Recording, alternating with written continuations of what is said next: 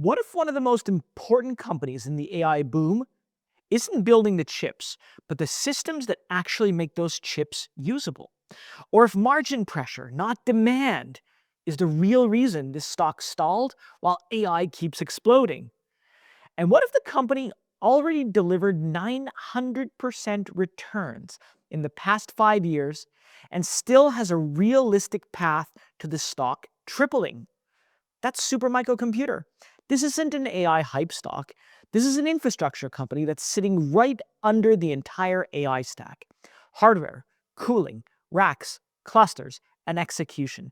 That's the unglamorous stuff that actually makes AI work. Look, by the end of this video, you're going to understand exactly what Supermicro does, why margins suddenly became the big concern of the day, what could restart this growth engine, and the risks that investors just can't ignore. Now, if you're new to the channel, hey, what's up? My name is Rick Orford. I've been trading since 1999, and no, I'm not a financial advisor. That's a good thing. I break down the numbers so retail investors like us can make smarter, more confident decisions with our money. I want to thank The Motley Fool for sponsoring this video. The Motley Fool is a company that provides investing insight and stock recommendations for investors of all skill sets and risk levels. And you all know how much I love researching new stocks and trying to find the next best investment. So I'm proud to partner with The Motley Fool to bring you 10 stock picks from their popular product, Stock Advisor. Stock Advisor has beaten the market by almost 6 times. Go to fool.com/Ricko to get your 10 stock picks right now. Supermicro Computer sits at the infrastructure layer of the AI boom. While companies like NVIDIA and AMD design the processors, Supermicro turns those chips into complete usable computing systems that can be deployed at scale. And this is a critical role. Its core business is built around data center building block solutions. These are modular components designed to work together out of the box. Think of it kind of like Lego, right? Think of it like building a data center using pre-approved Lego pieces instead of trying to custom fit every single part yourself. Supermicro also builds full superclusters around NVIDIA's Blackwell chips using advanced liquid cooling. A key example of this is the GB200 NVL71 rack. It combines an NVIDIA Grace CPU with a Blackwell GPU inside a dense 48U liquid-cooled rack that's designed specifically for large-scale AI clusters. But what really sets Supermicro apart is integration. It doesn't just sell servers, it supplies the racks, the networking, the cooling, and the on-site support all as one complete package. And that allows customers to deploy AI data centers faster and operate them more reliably. On December 9th, Supermicro announced new liquid-cooled NVIDIA HGX B300 systems ready for high-volume shipment. These platforms are built for hyperscaler data centers and AI factories. They deliver extreme GPU density and improved efficiency. These systems let customers pack more Blackwell chips into each rack while using less power and cooling. And that means lower operating costs and faster scaling for large AI workloads. And this announcement reinforces Supermicro's role as an enabler of next-generation AI infrastructure. So now that we understand what Supermicro builds, let's look at the numbers. On November 4th, Supermicro reported first quarter fiscal year 2026 revenue of about $5 billion. But that's down about 15% from the same period a year ago.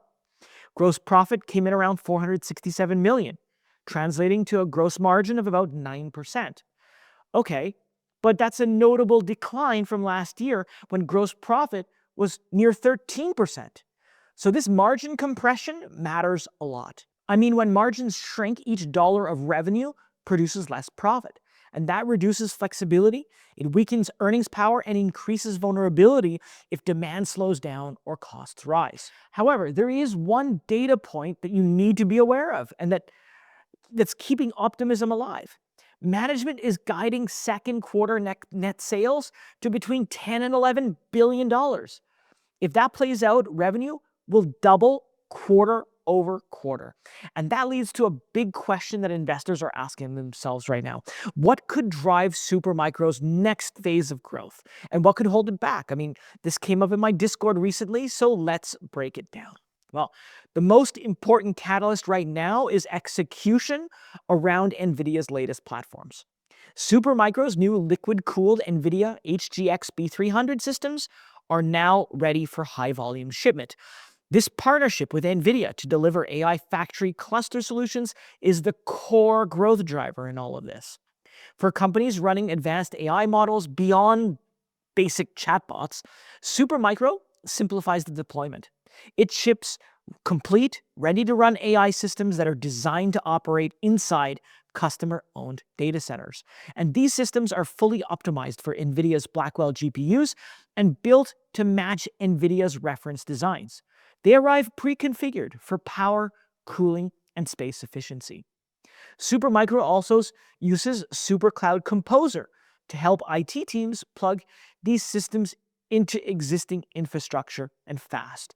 So rather than selling individual components, Supermicro delivers full AI platforms, reducing setup time and complexity. Now, beyond NVIDIA, Supermicro differentiates itself through advanced liquid cooling and fast deployment and modular designs that reduce integration work. These strengths all help it stand out in a crowded AI hardware market. Supermicro has also created a dedicated U.S. federal entity to serve government agencies. This structure meets strict security and supply chain rules, positioning the company for long-term, high-value government contracts. So Supermicro is now approved to be a trusted infrastructure builder for major government projects. And that kind of work tends to be sticky and recurring. But understanding upside is only half of the story. We got to talk about the risks, right?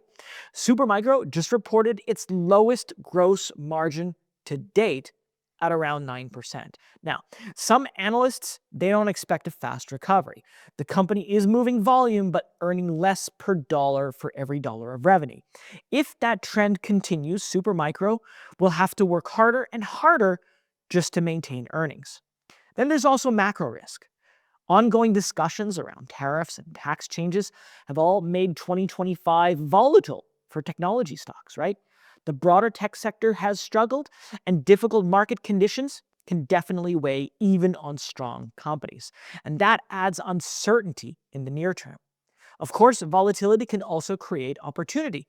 If Supermicro stabilizes and improves margins, today's concerns could turn into meaningful upside for patient investors. Now, let's have a look at the stock. Supermicro right now trades around $31, translating to a market cap of around $18.6 billion. The stock also trades at 17 times earnings, and its 60-month beta is 1.52, meaning it moves about 50% more than the S&P 500 in both directions.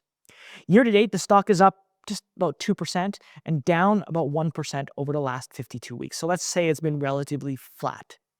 But zooming out, it's a completely different story. Over the last 5 years, Supermicro has been up more than 900%.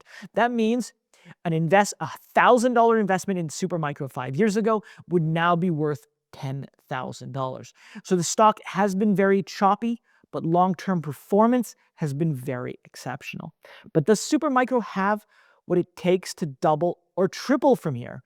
Well, before answering that, let's look at analyst sentiment.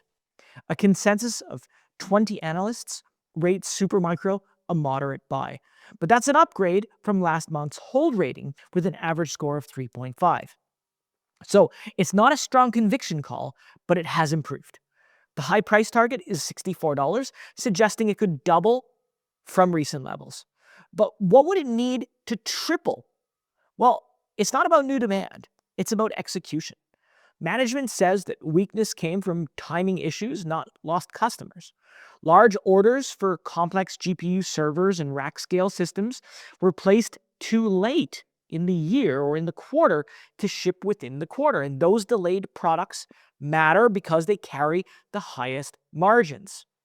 Revenue fell 15.5% year over year, and margins slipped mainly because fewer premium systems shipped, not because pricing collapsed or customers suddenly walked away. A recovery in the stock is going to depend on those delayed deployments turning into shipments. If execution normalizes and high-end AI systems start to flow again, margins and earnings are almost certainly to rebound. That execution shift combined with AI enthusiasm could mean an exciting year for Supermicro shareholders. But before I wrap, I want to ask you a question. Do you see Supermicro as a long-term AI infrastructure powerhouse? Or does the current AI excitement fade before fundamentals fully catch up? Let me know in the comments below. And while you're there, if you found the video helpful, don't forget to like and subscribe because it helps others find the video, it supports the channel, and make sure you don't miss out on my next deep dive. Well, that's it for me today. I wanted to thank you so much for watching, and I'll see you next time.